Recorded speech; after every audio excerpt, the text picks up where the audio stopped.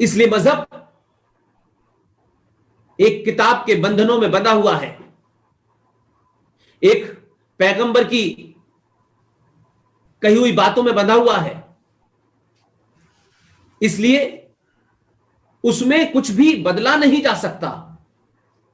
उसका कोई विरोध करेगा तो उसकी हत्या कर दी जाएगी, उसके बारे में कोई सवाल करेगा तो हत्या कर दी जाएगी। लेकिन धर्म क्या है? धर्म अपनी ड्यूटी और कर्तव्य है। इसलिए मैं मानता हूं कि मजहब जितने भी हैं, और उसमें कुछ मजहब ऐसे हैं कि उसमें कभी कुछ पानी बहता ही नहीं है, कुछ मजहब में बहता रहता है, इसलिए उसमें बदबू नहीं आती। आज दुनिया की आप पूरी स्टडी कर लें, जिसने कहा कि सूरज धरती के चारों तरफ घूमता है या धरती सूरज के चारों तरफ घूमती है, उन्होंने कहा नहीं, ये गलत कह रहा है, हमारी किताब में तो ये नहीं लिखा, उसकी हत्या कर दी उन्होंने। इसलिए मजहबों की स्थिति आज ये हो गई है कि मैं उन्हें मानता हूं कि मजहब नाली है और धर्म एक समुंदर है। इसीलिए मैंने कहा कि जब धर्म और मजहब की तुलना करेंगे तो ये तुलना नहीं हो सकती। सनातन कोई धर्म नहीं है, मजहब नहीं है। इसलिए मजहब क्या फर्क करता है? तो आपको दिल्ली में अंकित सक्सेना की हत्या से नजर आता है, राहुल राजपूत की हत्या से नजर आता है, जो हरियाणा के बल्लभगढ़ में निकिता में नजर आता है, जो कश्मीर में कश्यप ऋषि के वंशज, उनकी हत्याएं उनकी पूजा पद्धति और उपासना के कारण की गई कि इनकी पूजा पद्धति और उपासना वो नहीं है जो 1400 साल पहले टेंट में शुरू हुई थी, और उसके अलावा कोई दूसरी नहीं होगी मानना। क्योंकि जब उनकी किताब, क्योंकि हम पढ़ते नहीं है, हम उसको जानते नहीं है, हम कहने से शर्माते हैं, इस किताब को पढ़िए, वैसे ही पढ़िए जैसे फिजिक्स पढ़ी है, केमिस्ट्री पढ़ी है, इतिहास पढ़ा है, ज्योग्राफी पढ़ी है, पढ़िए इसको, इसमें कोई शर्माने की बात नहीं है। जब किसी की किताब जिसको वो मानते हैं, जिसपे उनका अकीदा है, जिसपे उनका विश्वास है, जिसपे उनका ईमान है, जब वो ये कहते हैं कि इस किताब के अलावा हम दुनिया में कुछ नहीं मानते, तो वो सच्चे लोग हैं, ईमानदार लोग हैं।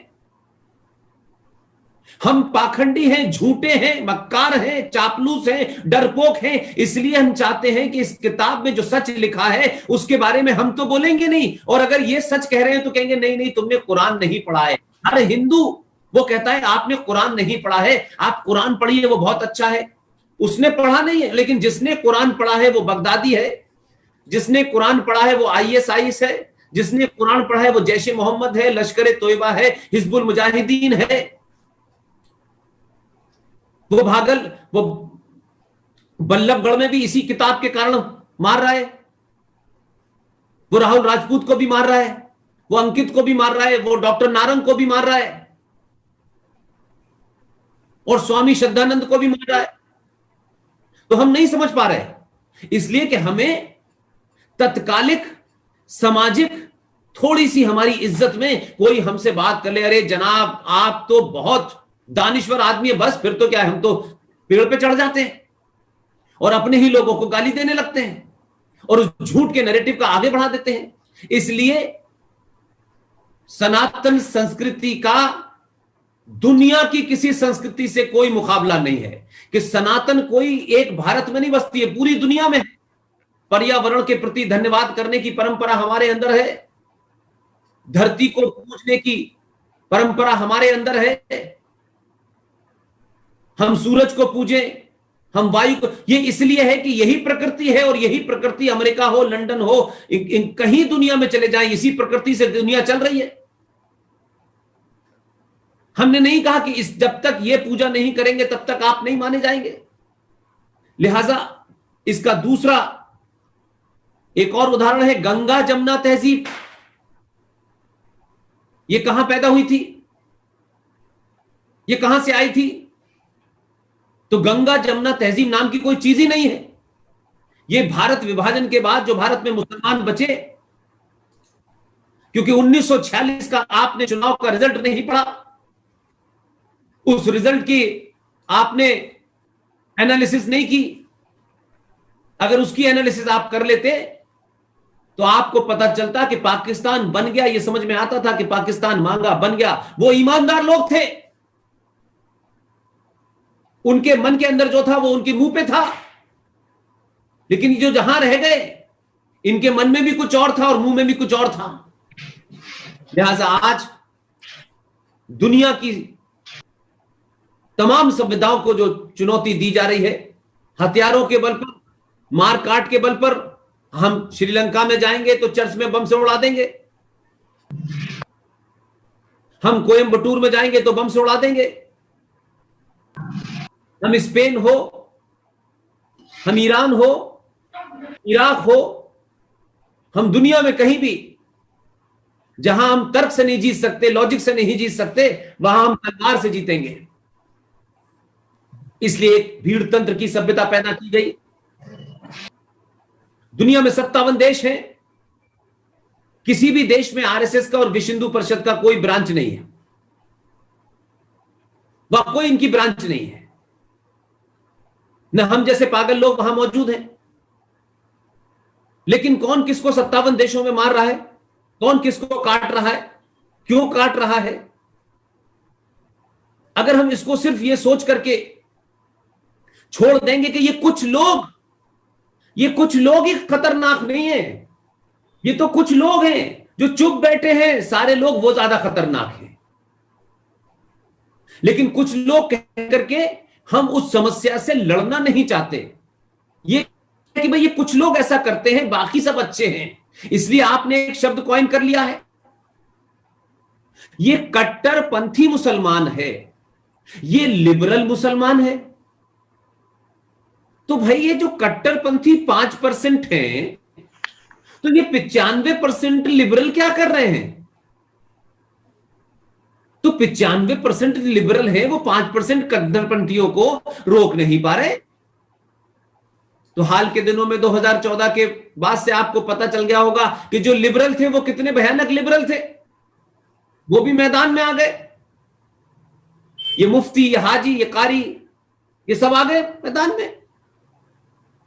तो आप बीमारी को बीमारी कहें, किसको अच्छी लगेगी किसको नहीं लगेगी इसकी चिंता छोड़ दें। इसलिए मैं मानता हूं कि छोटी छोटी चीजों को करेक्ट कर ले, आने वाली जनरेशन ठीक हो जाएगी। जब से इस सृष्टि की रचना हुई, यूनिवर्स बना, कायनात बनी, तब से लेकर अब तक जो कुछ भी है, उस प्रकृति को, उस नेचर को मानने वाले लोग और उसके प्रति अपना कृतज्ञता अर्पण करने वाले लोगों को सनातनी कहा गया।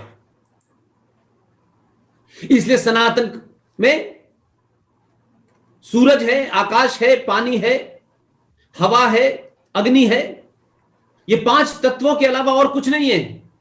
इसी से जीवन बना है और इसी के में खत्म हो जाता है। इसीलिए हमारी संस्कृति में हम किसी की मौत के बाद उसमें कहते हैं 5 तत्व में विलीन कर दिया। उसके प्रति अपना धन्यवाद करना, वो सूरज जो आपको रोशनी देता है, जो एनर्जी देता है, जो आपके जीवन को चलाता है, उसके प्रति जब आप अपनी कृतज्ञता जाहिर करते हैं तो हाथ जोड़कर उसके प्रति अपने आप को धन्यवाद करते हैं। लेकिन हमने उस धन्यवाद करने का अर्थ ये लगाया कि उसकी पूजा करनी चाहिए, उसे हमने पूजा का नाम दे दिया। मां गंगा का शीश निभा करके प्रणाम करने को हमने मां गंगा को मान लिया कि हम इनकी पूजा करते हैं। आधुनिक युग में मैं आज के 15 साल के बच्चे से कहूं, जब आपको कोई पानी गिलास में लाके पिलाता है, जब आप किसी होटल में खाना खाने जाते हैं, तो आप खुश होकर के थैंक यू कहते हैं, यार बड़ा अच्छा खाना बनाया था, थैंक यू यार। खुश होकर के अपनी जेब से 10 रुपए टिप भी दे देते हैं। और उसके हाथ जोड़ते हैं। तो ये हाथ जोड़ना, उसके प्रति आप अपना आदर भाव, आप अपना धन्यवाद देते हैं। लेकिन ये धन्यवाद कोई पूजा नहीं है। इसलिए सनातन में हजारों हजारों साल, जिसलिए मैंने कहा कि जब से ब्रह्मांड की उत्पत्ति हुई है और जब तक ये ब्रह्मांड रहेगा, ये कायनात रहेगी, तब तक एक ही धर्म था, एक ही है और एक ही रहेगा। उसका नाम है सनातन। मजहब आए, बहुत लोगों ने मजहब चलाए भी। एक अकबर आया था, उसने भी दीन इलाही चलाया और दीन इलाही समाप्त हो गया। लेकिन यह ताज्जुब की बात है कि दीन इलाही चलाने वाले अकबर को महान कहते हैं, जिसने मोहम्मद साहब के मजहब को दरकिनार करके अपना मजहब चलाया। लेकिन वो राजनीतिक कारणों से महान है, इसलिए उसको वो महान कहते हैं कि उसके पीछे उनके पॉलिटिकल एजेंडे हैं। लिहाजा मैं ये मानता हूं कि जब तक हम इस बात को नहीं समझेंगे कि हम हैं कौन और क्यों हैं, तब तक आप इसके बीच में कंपैरिजन नहीं कर सकते। दुनिया भारत को 1947 के महात्मा गांधी से नहीं जानती।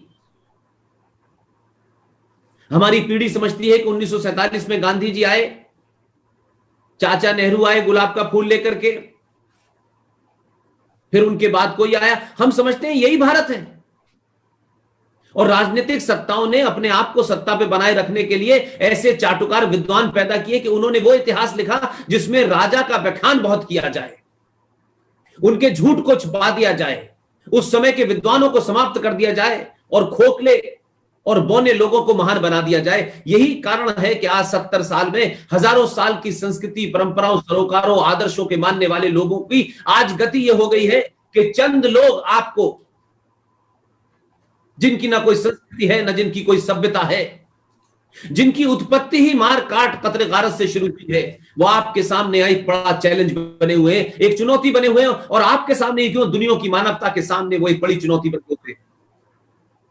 और दुनिया की मानवता एक असहाय, कमजोर, डर से ग्रस्त है, सच नहीं बोलना चाहती। इसलिए उनकी ताकत इतनी बढ़ गई है, वो दुनिया को चैलेंज कर रहे हैं। वो कहते हैं मेरे अलावा किसी को नहीं।